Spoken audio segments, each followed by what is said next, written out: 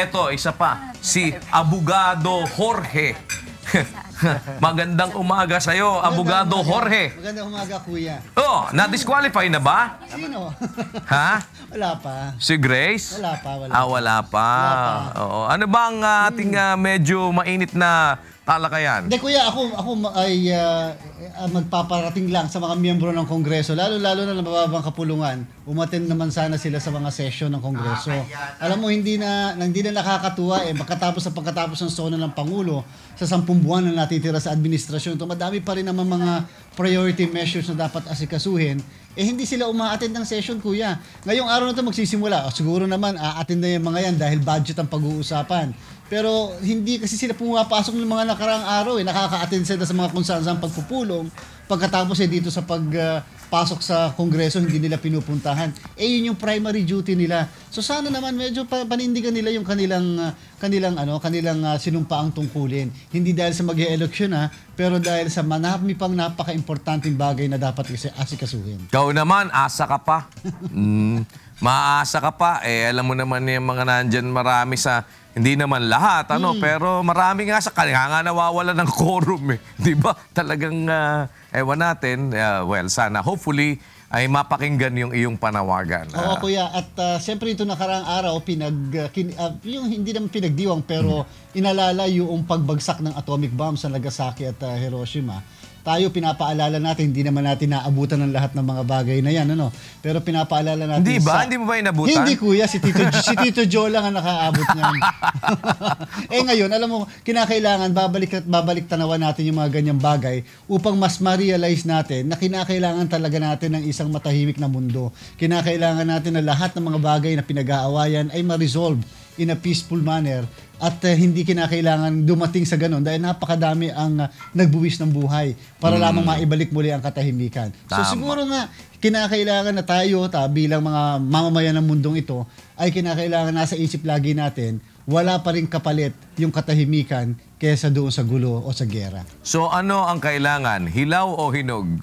Palagay ko, kuya, palagay ko yung manibalang. Manibalang. Ano ang mas maganda? Hinog sa puno o hinog sa pilit o kinalburo? Siyempre iba-iba naman yung hinog sa puno, kuya. Iba yung tamis nun. Mas masarap, di ba? Iba yung tamis na nanggaling sa init ng araw kaysa tamis na nanggaling sa init ng kalburo. Talagang. So ano pa ang ibang mga issue natin ngayon? PDAF cases, di ba? Yung na-file na nga nung Friday, pinadala na ng office ng DOJ at sinasabi ng iba, namumbulitika lang si Secretary Laila de Lima. Yun na nga, alam mo talaga, sala sa init, sala sa lamig. Pag nag-file ka ng kaso, matutuligsa ka. Huwag kang mag-file ng kaso, mapapagalitan ka pa rin. Ang kasalanan na siguro ni Secretary Laila de Lima, masyado nilang pinatagal 2 taon halos na nakabinbin yung mga PDAF cases na yan. Pagkatapos, hindi kagad nila na-file sa Office of the Ombudsman. So siguro nga, kanya-kanyang depensa na lang. In the first place, wala pa namang na-violate sa kanila yung sinasabi ng mga ibang nakakasuhan na na-violate daw yung right to due process. Kuya, hindi totoo yun. Kasi in the first place, sa ombudsman pa naman magkakaroon ng preliminary investigation. Yung nangyari doon sa DOJ lang naman, investigation lang naman talaga yon at hindi pa mabaviolate yung kanilang karapatan sa saligang batas. Parang naawa din ako kay Secretary de Lima. Oo. Alam mo bakit? Kagaya nun, di ba? Sabi niya, yung kaso ng mga nagsasabi dun sa ng INC, sabi nung isa ay close na daw. Ngayon, pinagalitan niya. Sabi niya, hindi pa nga close nag-uumpisa pa nga lang ng bakit magdedeklara ka ng close? Tinanggal niya yung So ang gusto niya, mag-imbestiga dahil doon sa mga reklamo kanya natatanggap. Natuligsa na naman.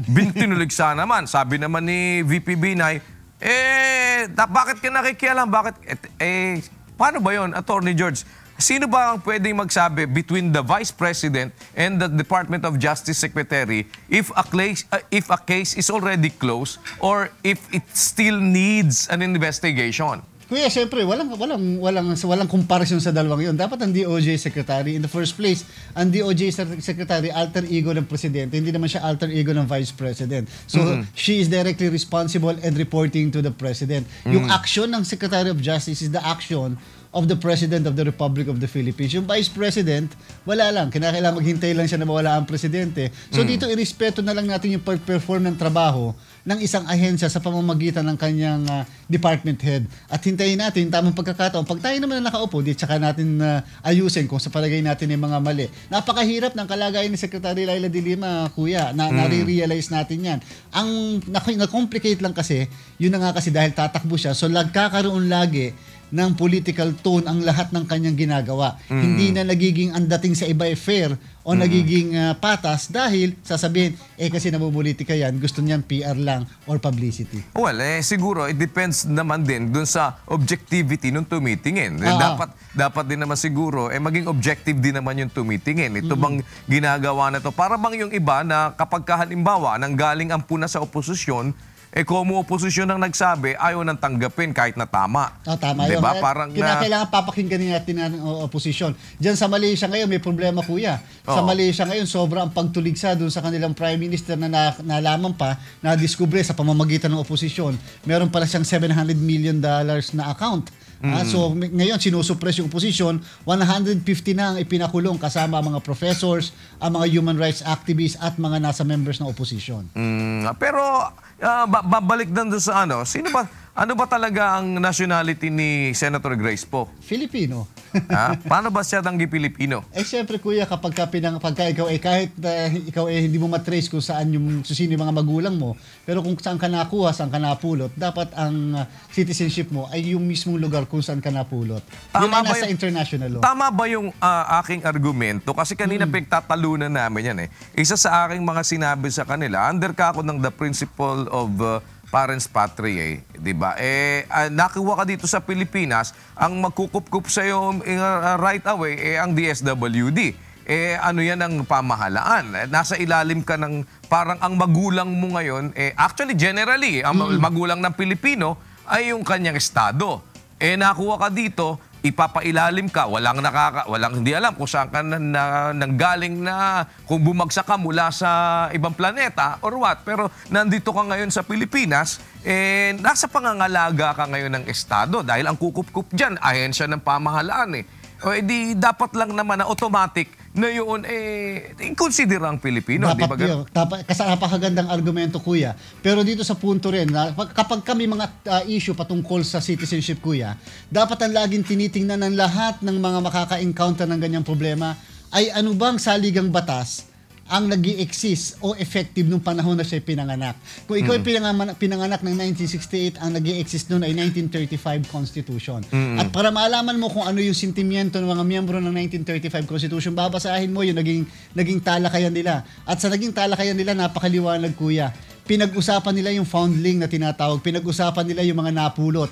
At talagang ang intensyon ng mga miyembro ng 1935 Constitution, isama yung foundling at sabihin doon na ang citizenship ng mga napulot ay kung saan sila napulot and they will be considered natural-born citizen. In fact, yung kanilang talakayan, kuya, Spanish. Pag Spaniard pa yung, Spanish yung pinaka-wordings nila na kinakailangan i-translate. At pero napakaliwanag, hindi nila nilagay yon sa saligang batas. Bakit? Dahil sabi nila kukonti lang naman ng foundling, pag nilagay pa natin yon, parang binibigyan pa natin ng ganong importansya o significance. But just the same, the sentiment of the members of the 1935 Constitution was to give recognition to the foundlings as natural-born citizens of the Philippines kung dito sila makukuha. Well, muy bien, Abogado Jorge. Muchísimas gracias. And alam ko maraming pag-uusapan dyan sa inyo sa huntahan sa Radyo La Verdad 1350. Take it away and let's eat. Uy, daya nyo Kuya, kain! Kain na kayo.